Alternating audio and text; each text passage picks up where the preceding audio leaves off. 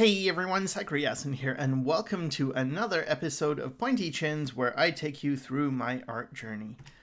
Alright, so in keeping with last month's episode, I was exploring this wide and chunky style.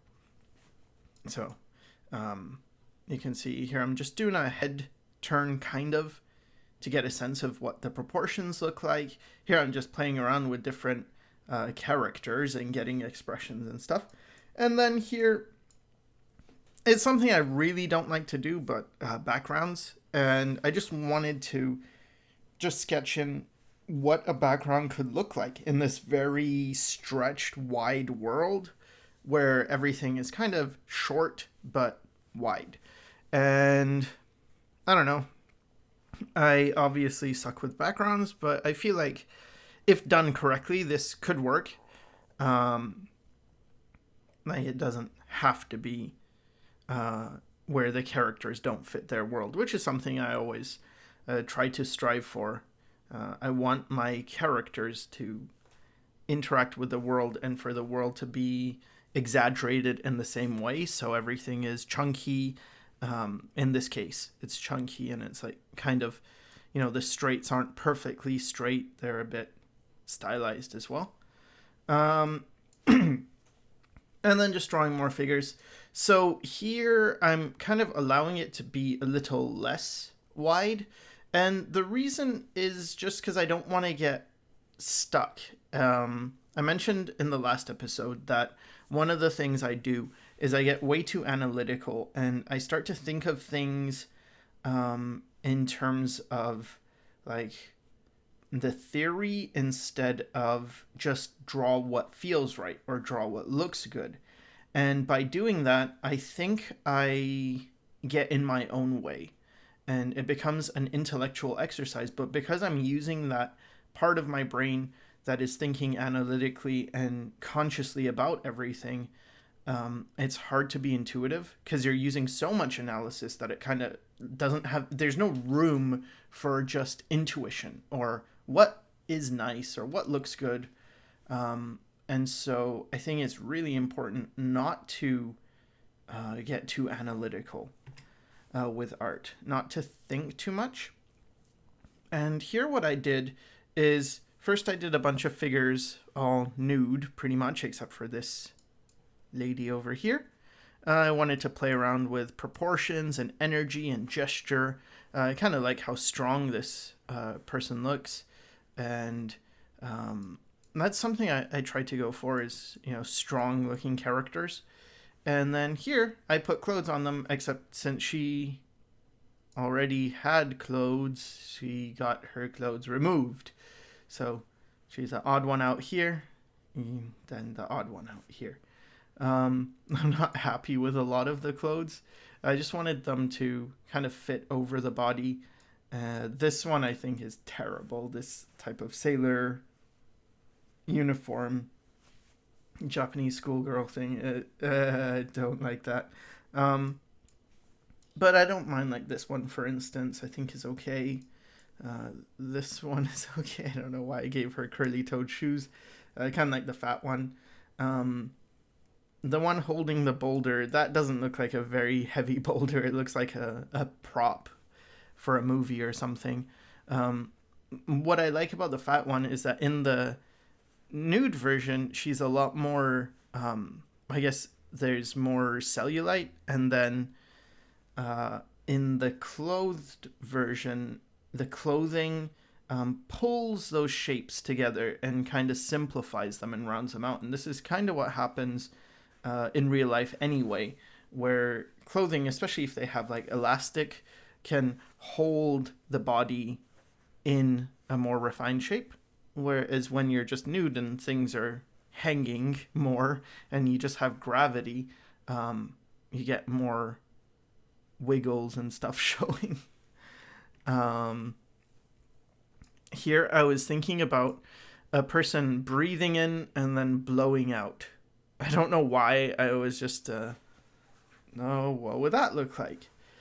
And here I was thinking about Wraith's Spalder and tasse, I don't know what to call it, the thing on his belt, and just simplifying it. So I thought of a simplification like this for the top part and a simplification like that for the bottom part. And I think that works well.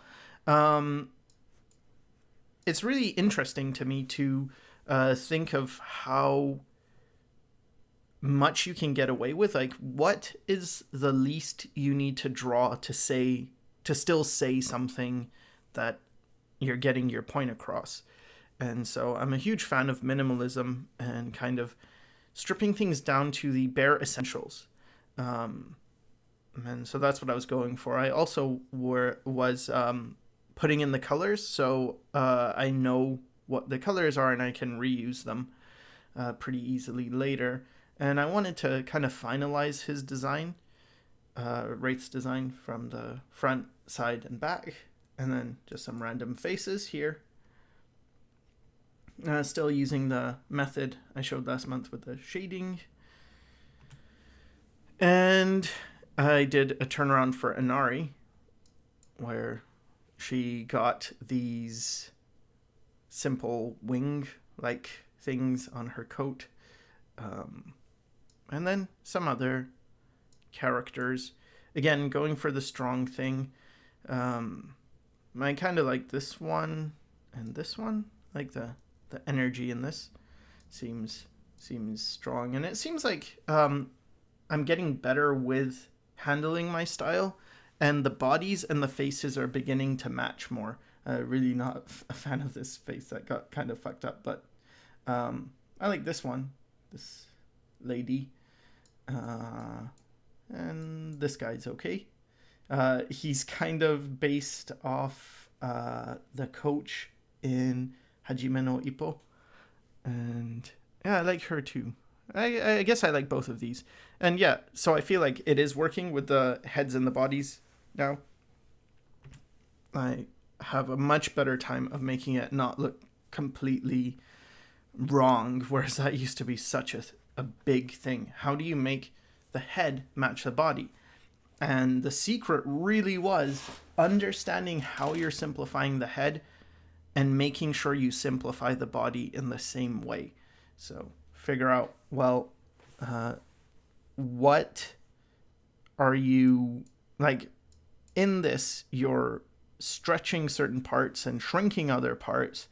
I'm pushing the eyes lower, so I also shrink the upper torso, and then I expand the hips a lot, and I shrink the upper arm, and I expand the forearm, and stuff like that. I don't mind the sketch, but I'm not really happy with the way this turned out. I still feel like, at this point, I don't have a good coloring method for these people. I don't feel like I can render it too much, because rendering, well, the style is very graphic, and when you add a lot of form to graphic things, you're basically like rendering, like painting realistically is adding information. And if your thing is minimal, you're working with as little information as you possibly can.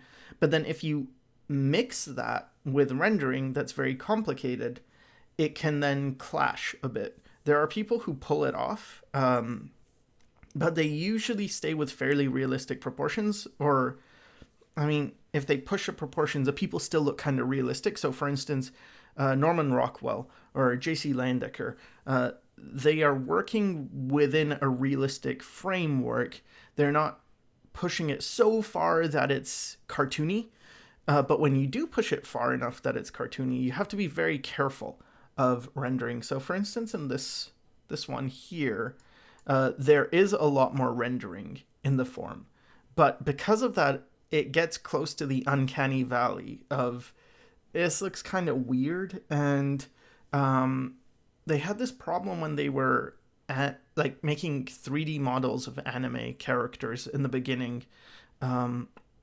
They were just too realistic in a way, like in terms of not looking like real people, but I mean, the way light works, it was too advanced. There was too much form turn happening, too many value shifts. But once it became more cell shaded or more simple in the values, then it actually started to look better again. So I think the same thing applies. Whenever you simplify a style, you have to kind of simplify everything within that style. And if you were doing something else with the style, for instance, making it very rough, very gritty, if you want your characters to feel rough, then it's probably a good idea to make the painting feel rough, the coloring feel rough, like everything, the way you handle values. Maybe it's more stark. You have a big difference between the lights and the darks and stuff. So I think all that's really important to consider. I like this kid a lot. That's a cool gesture. And then some. So you can see where I switched. Drawing, and then this is kind of in between, and then completely different, whatever. Abstract, I guess. And yeah, I'm liking some of these. This kid with this yo-yo, and I like how this guy looks like he's surprised, but he's kind of looking at this girl. That's pretty cool. I like the intensity in that expression. It's really nice, and I like this gesture of this going this way and this going the opposite way. Again, it's the contrapposto where her body's facing one way and her head's facing the other way. Yeah, same thing here. See, body's facing this way, head's facing this way. And I mean, you can also do it where the head faces this way, the ribcage faces this way, and then the legs face the same way as the head. That also works. Or all three elements. I think of the head because it swivels on the neck, and then the torso, the upper torso, and then the hips as the three things to change directions.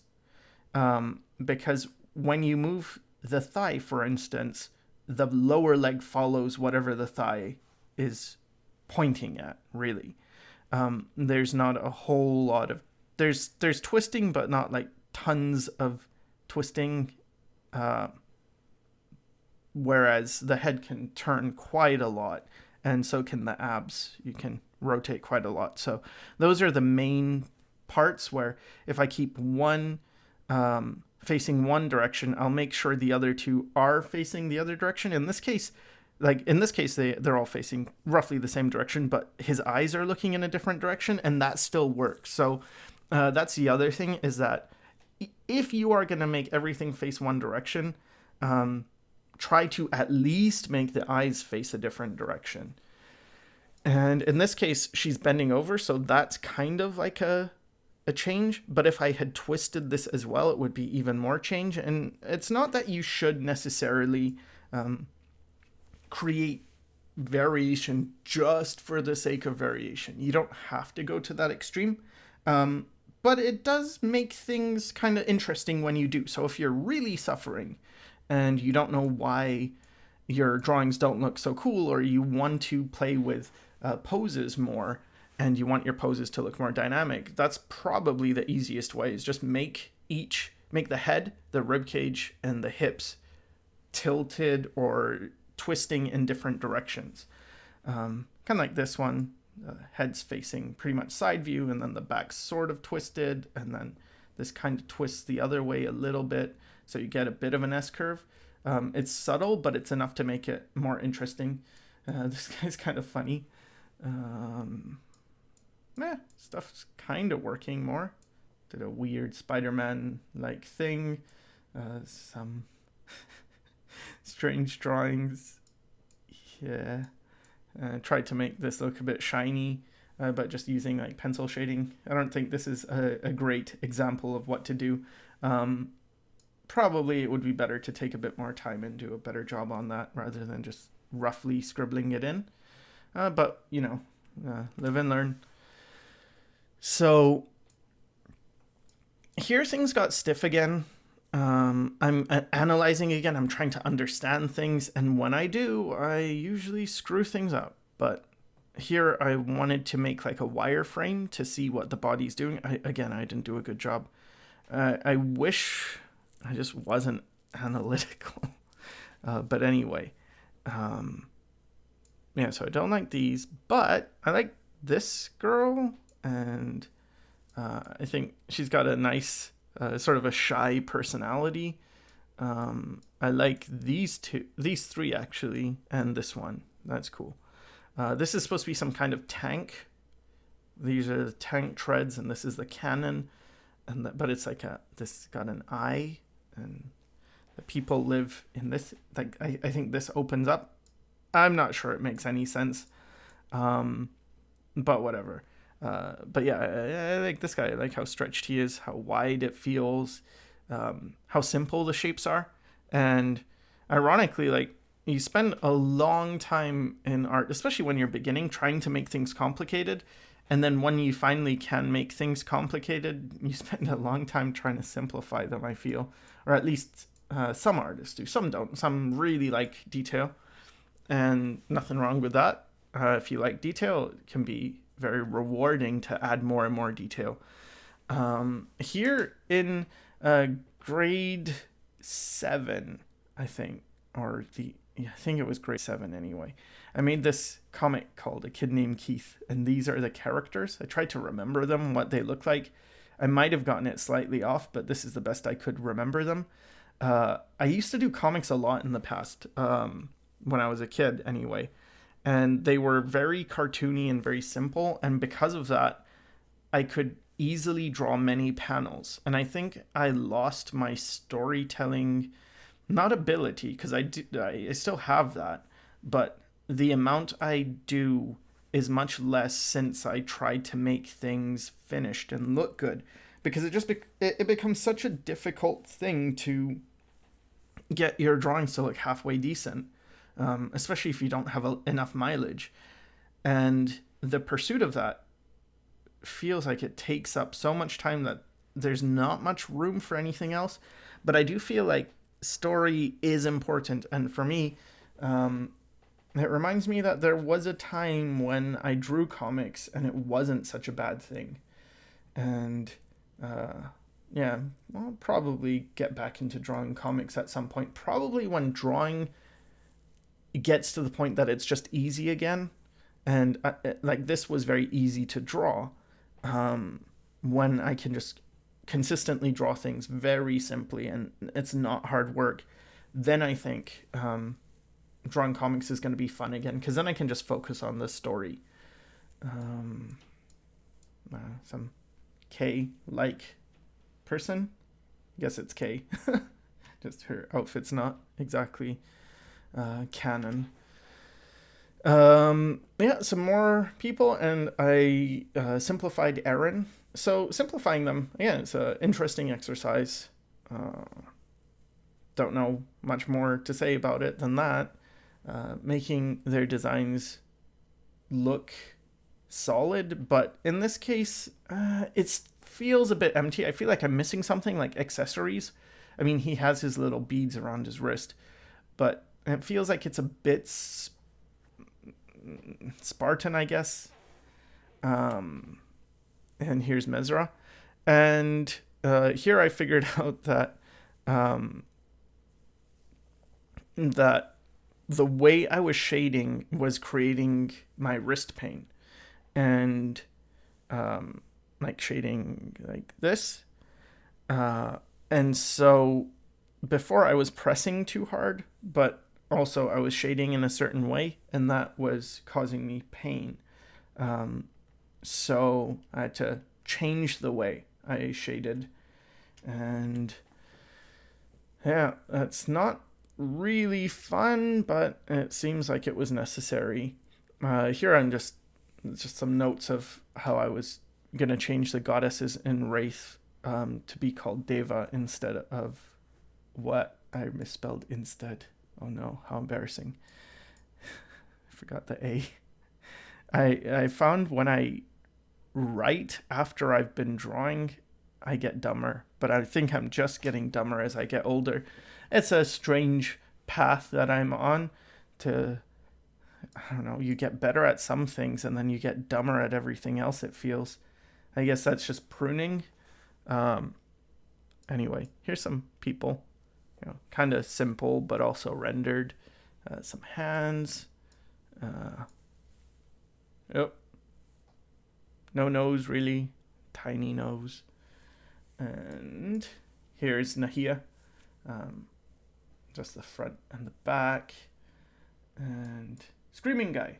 Because I really suck with screaming people, or people with their mouths open in general.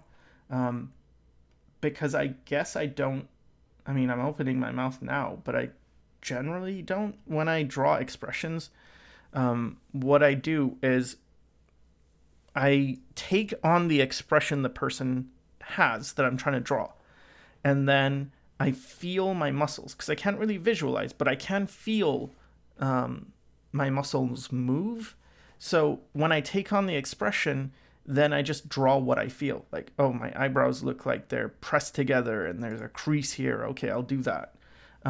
Whereas with open mouths, I guess because I can't feel my teeth or anything like that, it's hard to know how it should look. Here's the side view, Nahia. And then trying to do some kind of painting thing, probably with a round brush. And some more characters. Here's Wudo, simplified version. Some other people. I don't know what this guy is. Some kind of RoboCop dude. And I don't know. They're all kind of cute, I guess. And here I'm pushing things a bit taller now. So I have this thing where I have one part of me that is childlike and wants to make everything short and cute and squishy and soft, and it's very comforting, and it seems like a very childlike thing to pursue, is stuff that is soft and, you know, cute and cuddly, and it's not going to hurt you. But then on the other hand, I have this thing that likes taller, stretched, sharp, rough stuff more, and these two things kind of clash. But the idea that I was looking for is, can I make them wide and chunky and cute and sharp and dangerous and tall at the same time? And I guess, like, for this one, it's like, kinda, maybe. Seems possible. It seems like a contradiction, but then at the same time, if you pull and push things just so, I think you can make it work, and I think it's starting to work in this. So this is really bringing things together. Yeah, drawing some more characters, funny faces, and this guy, again, he's, I don't know, he kind of looks like in old anime, they had these characters a lot, these like hooligan type guys in their school uniforms. I suppose they still probably have them. But anyway, here's a wraith with shading, just trying to build up the forms and make it look like there is detail, but keep the detail very soft and subtle so it doesn't look like there's tons of lines everywhere. So rather than making any hard lines, I'm using pretty much soft lines or soft strokes with the side of the pencil. So yeah. Okay. So I mean, things are kind of moving in the right direction, but there's still some things missing with the style. I would say it's like, it's almost there, but it's not quite 100% there. But it's definitely moving in the right direction. Here's some 90-second figure drawings. Here's a Vara, Deva of Fire. And this is Hiera, the Deva of Time. And just some other characters. I like this thing. That looks kind of in pain. I don't like that it's in pain, but I like that it's expressive. Okay, so here I was thinking about inking techniques, because I do feel like I suck with finishing. I mentioned this before. I'm really not good with finishing stuff. And so for me, the HB pencil is the nicest one, but it also looks like a sketch. And I feel like most people's stuff looks finished. So I tried inking with all the different types of inking pens in Procreate, or at least all the ones I thought could work. And then I just wanted to look at them and figure out, okay, what do I like? And I like the feel of 1 and 6. So what I mean by feel is when I'm actually drawing with the tool, there's a way the lines go down, and I like how these two flow. Like some of them, I mean, you might have had this experience. Some people have it when they use a tablet and it feels like they're drawing on glass. I actually don't mind that feeling. I don't think I liked it in the beginning, but I got used to it because I drew so much on the tablet that I started to like it. And in terms of looks, I like 3, 5, and 6.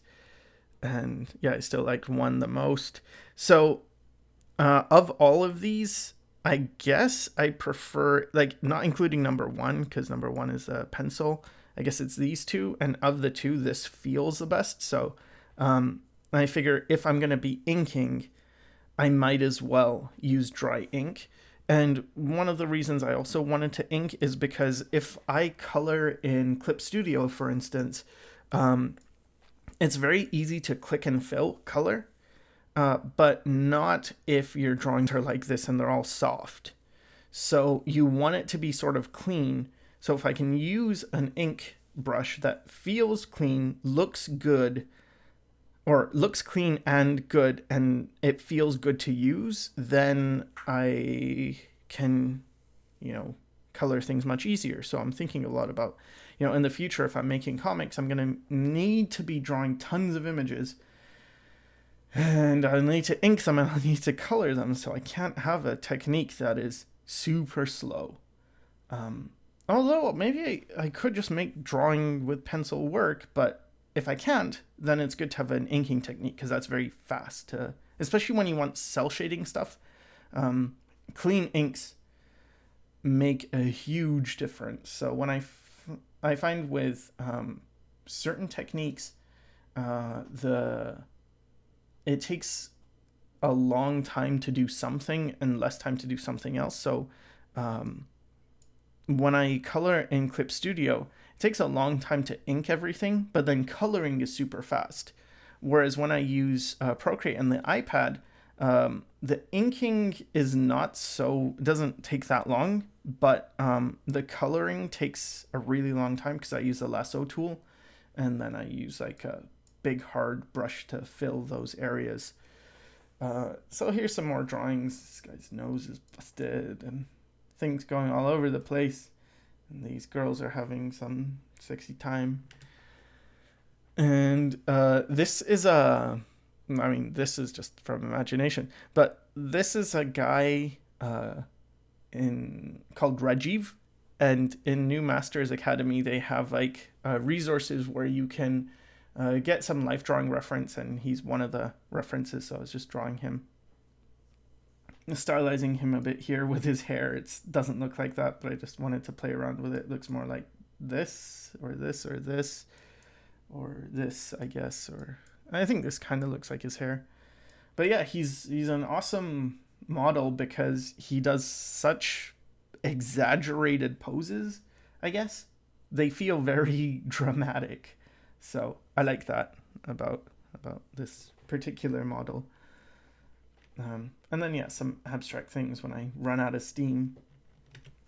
Man, I think it works where I'm letting myself run out of steam and keep drawing, just draw different things, not judge so much. I think it's one of the best things you can do for yourself is to allow yourself to have fun. Because I think in art, especially as time goes on, one of the things we throw out is our having fun. Maybe not everyone. I think the people who keep the having fun part the whole way through tend to be the most successful ones. And the people who forget and make it too technical, like me, we tend to not have as much fun.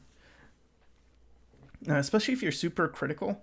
And that's a double-edged sword because on one hand, it means your standards tend to be very high. and you can discern what's good and not in the work of others. But on the flip side, you can end up just hating your own work because you see all the flaws. And sometimes the flaws you see are not the most important things. What is more important is that you find what you like about a thing and not just what you don't like about a thing. So here I took the HB pencil and the dry ink and I combined them. So I put the dry ink on top. I kind of like this look, but I also like this one as well. And then I also tried to color and add the sketch layer. So here's an idea for coloring. I didn't like these two necessarily, although this doesn't look so bad. This is just without the inked lines at all. This is with the ink and the like these two. This is with just the ink. This is with the ink and the sketch, except I colored the inked lines, and then here I added a multiply layer to add some shadows. And yeah, I don't know. Trying to work with this one too. I like the sketch a lot, and then I probably like this one, where it's the sketch and the inks on top of each other and colored. That's interesting. And then here, I don't know why, I just wanted to try doing a comic page, and I feel like I failed really bad because this isn't cool. Like, the story doesn't matter, whatever. I was just thinking of some really quick, easy thing where I could just make some pages, or some panels. And I feel like I got much worse, and this doesn't look good, and it looks stiff, and it looks ugly. And I was really hating on myself. So I thought, okay, who do I like? Who makes good comics and panels? It was Joe Matt. He's my favorite comic book artist. So, all right, let's do a study. So I did a study of an entire issue and just tried to break everything down into thumbnails and see where he puts things, how he does things. And it was very educational. Like, I didn't stick so much in my head. Maybe it would take more time, but just the way he does things, where he breaks the panels, how these aren't lined up perfectly. And it's not like he makes everything super clean with a ruler. It all looks kind of hand-drawn. And how he'll have these panels, but then he puts a big one in the background that's darker, and it makes all of them pop out. Everything is very organic. It's very, very cool, to my eyes anyway. And then also I included the speech bubbles, so I know how he's using speech bubbles and where he's filling information. So yeah, just looking at how he does stuff, and the more I analyze him, the more impressed I am by him. And it feels like he's way, way ahead of most artists. I get this way whenever I study like Norman Rockwell. If I study his work, it's just, oh my god, he's so good. And then just to rub it in, I put my page layout from yesterday so I could compare. Like, I suppose these two are the most similar in layout, but you can really see the difference with how he treated it. He put this panel in the background, he overlapped things. There's a lot of energy in this. It's very cool. And this is just like, what? This is stiff. And this one, like how he's kind of fading out of consciousness and the panels follow that. That's so cool. So yeah, this took forever though. Okay. So here I tried to redo that page, but with Joe Matting it as much as I could, but I don't think I did a good job. And I sort of got a bit, depressed. I guess I give up too easily. But I don't know. I'm not sure. I guess I need guidance or something, because I don't trust myself enough. Maybe that's a problem. Maybe that's a good thing. I'm not sure. And a guy, just a head. Don't really hate it. So with Wraith, I was thinking of more lore stuff. I really like world building. It's my favorite thing, I think, to do is world building and coming up with ideas, but on the very large scale. I'm not so great when it comes to dialogue, but when it comes to bigger ideas, I feel like, yeah, I'm okay with that. I tend to do well. So this is an idea of some kind of thing that the Devas wear that grants them immortality by basically preventing cellular degradation in the RNA. And then just some drawings from imagination. Then this one is based off a reference that Craig Mullins has in his schoolism course. I sign up for the yearly subscription whenever there's like a sale on like the winter sale or whatever, and I like looking at the critiques in his videos. I think they're super helpful. Like you can learn a lot from them, and I just wanted to draw one of the things. And then here I was doing some 90-second figure drawings. Clearly I wasn't happy with how this was going, how everything was turning out. But, you know, whatever. In hindsight, it doesn't look so bad, but at the time I really felt like I didn't know what I was doing and it was the worst and whatever. So clearly, if you think you're having the worst day, it might not be. It might just be you thinking you're terrible, but maybe you're not so bad. I don't know. Is that encouraging? I hope so. I want it to be encouraging, but I don't know. More figure drawings. So it's really important for me to do figure drawings because I feel like the more I stylize and I get comfortable with the style, the more it's important to go back then and then look at real bodies and then stylize those, because, or even if you don't stylize them, just continue to get reality in your mind and drawing from real things, because otherwise the style can kind of get too much of a life of its own. And if you're not good enough, and in my case I'm not good enough yet to draw everything I want to draw, you tend to fall on formulas a lot. You might find like, well, I suck with a certain angle of face, so I'll just stick to this one that I can do. And if you stay too much in your comfort zone, you're not going to grow that much. So for me, I think when I need to grow, I should look at life. And I mean, simplifying the style is important as well, but at this point I've kind of gotten most of it. Here I still haven't solved it. I'll show you where I kind of solve it more. But yeah, so going back to the cute style, the chunky style, draw more figures, another Spider-Man, and some cowboy people.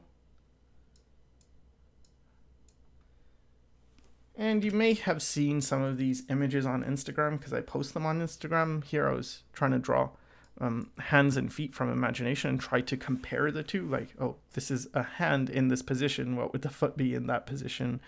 Because they have similar structures. Like the thumb and the big toe are the same. And then this pad here is this pad here. And then this pad here is the heel. And then this part is up here. So it feels like a twisted hand. A foot is kind of a twisted hand, I guess, where everything's there, but it's in different spots and different proportions. Or a hand is a weird foot, I guess you could say as well. But I suppose with apes, it's kind of in between for both, but more hand-like. And then these were from reference, because again, do your best from imagination and then go back to reference and then go back to imagination. I think that's always a very useful way of improving. So yeah, these are reference. But of course I tried to simplify them, make them chunky and wide. and simplify the shadows, and I don't mind them. They look pretty okay. I think these two I like the most. Maybe this one too looks nice. And I just wanted to draw some more, so I think I went to a figure drawing site, probably Line of Action, though I'm not 100% sure it's that or Quick Poses or something, and they also have hand and feet references. So I figure I should try to draw those. So I did try to draw those. And those were 90-second poses. And here I had a major breakthrough. So first I drew this one, and it's, you know, as I was doing before, it's okay. And then I did this one, and I realized something, that my thing isn't just based off concave lines, because I drew this part first, and you get some straights, and then I started getting down here, and I realized, like, wait a minute, it's not that it's just based off concave curves, but it's straights against curves, except the straights become concave, and the curves are, the convexes are convex still. So this is an example. I hope this makes sense. So here you would have a curved, like maybe this is some kind of mushroom or something. You have a curved line and then a bunch of straight lines, right? So one convex curve and then straight, straight, straight, straight. So rather than making everything concave, which is what I thought it was originally, so concave, concave, concave, concave, concave, concave, I made it so the convex remains convex, but then if there's any straight, it becomes concave. And then that was like, yes, that's it. That's the thing. I was missing this. This was holding things back. It made it feel like kind of awkward, like it's not yet finished. And I felt things finally got to the point where they started to look more presentable, and it was just from this, just from like getting rid of straight lines, because I found straight lines were getting in the way. So I drew this one with the straight lines as I did before, and then I drew over it, but I made all the lines convex and concave, and it felt a lot better. It felt more dynamic, and it also felt presentable, and it feels clean somehow. And like this just feels cleaner. And then I wondered, have I finally done it? I made something chunky and also streamlined, round and sharp and cute and cool, because that's what I was going for. And if I look at this person, it's like, yeah, they're streamlined, but they're also chunky, and they're rounded, but they're also sharp, and they're cool, and they're also cute. So that was a huge breakthrough. And yeah, I wanted to make sure this felt natural and not forced. So I have to do that, the way I think of it is that I have to do it so much that it starts to be natural, because some things are natural because it's our style. You know, that's how we naturally do things. But other things are natural just because that's the way we've done it a lot. So you have to ask yourself, is this the way it is because I like it and it's what comes to me naturally, or is this the way I do it because I'm just used to doing it this way and I haven't really done it any other way before? So here I'm just trying to apply it to different things, apply it to a wraith picture. I don't really like how the scarf turned out, but whatever. And, you know, different images. So in this video, I'm kind of showing you how I go about doing the drawing. So it starts pretty much normally where I do the sketch. But then here I'm switching to the method where I'm only drawing either concave or convex lines. So concave against curves, I guess, or curves against curves, opposite curves. Yeah, so just to give an example of how, you know, it starts out, I fill it with black, then I reduce the black to 27% opacity on its own layer, and that gives me a nice shadow color, I feel. And yeah, doing things in steps like this, like doing the rough sketch, it really helps. I never thought of cleanup in a positive way before, because it always felt like cleaning up is just tracing over what you've already done. But in this case, it's more like Yeah, I had a lot of trouble with that hand.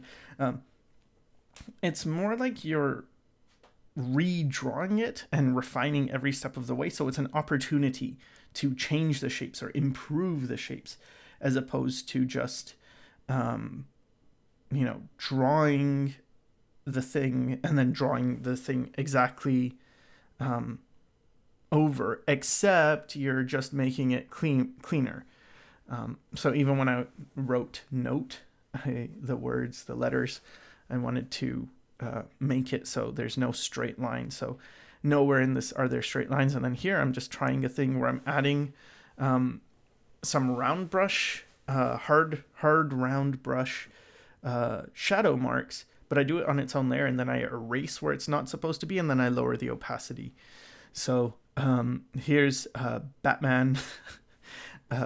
I picked up a what was it, Arkham City, I believe, and it's a video game with Batman, and so it was on sale, and I thought, oh, okay, it's kind of fun.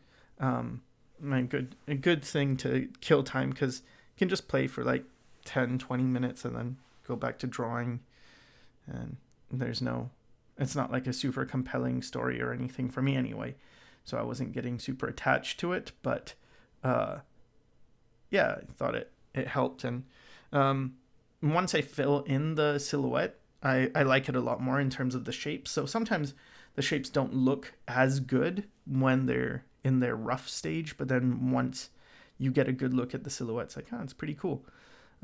Same with this one, like trying to draw the sketch. It's like, I can't tell that the drawing's very good, but then once I clean it up, I realize like, I don't actually hate this one too much. I guess it's something to be said for, or there's something to be said for cleanup, because cleanup gives you the opportunity to really make your images better than they were, kind of up the level that you see.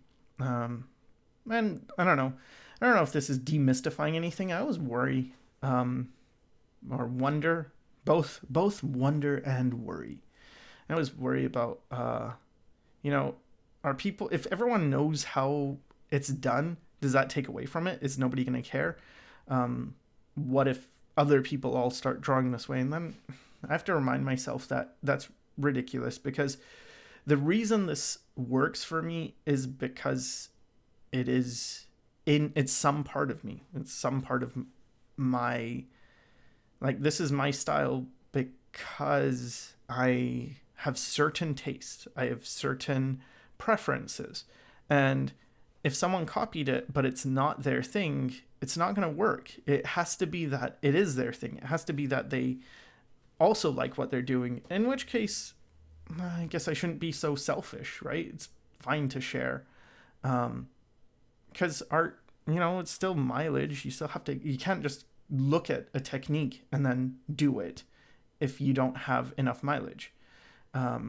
You need to be able to draw the thing first and then simplify it. But yeah, so, but I do worry a bit about the things look less magical when you know how they're done thing. I'm not sure if that's something that is the case. Maybe it's the case. I don't know. I suppose you can let me know in the comments or something what your opinion on the thing is. Like, do you think it's good to share all the tricks behind what it is you do, or do you think it's kind of better to leave some of it a mystery, and so people look at the work and they're not sure exactly how it's done? But whatever the case is, you're getting to see the behind the scenes stuff, so I hope it's worth it. And here's a guy in a box. So the box is just there to make sure I stay within the frame. I fit the drawing's gonna fit in that little corner. But I don't like drawing small. I like to make the image bigger and then shrink it. And here again, I'm just putting in the occlusion areas. Then I get rid of them and lower the opacity. and some more images. Here I wanted to kind of make the hair lighter. The way Procreate used to be is when you lasso something, it gets like a darker thing and it makes everything else look, or the background gets darker and what's inside looks lighter, and then they changed it so now it's different. But it used to create things that looked like all the shadows here, all the darker areas were actually lighter and it looked really cool. But then when I fill it in, it just turns to that. So yeah, I tried to do that, keeping the shapes more. Feel like, yeah, it's kind of working.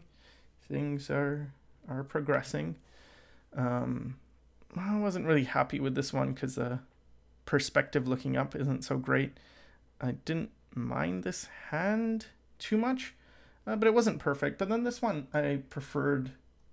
I think it's starting to look pretty cool, and yeah, things are coming together.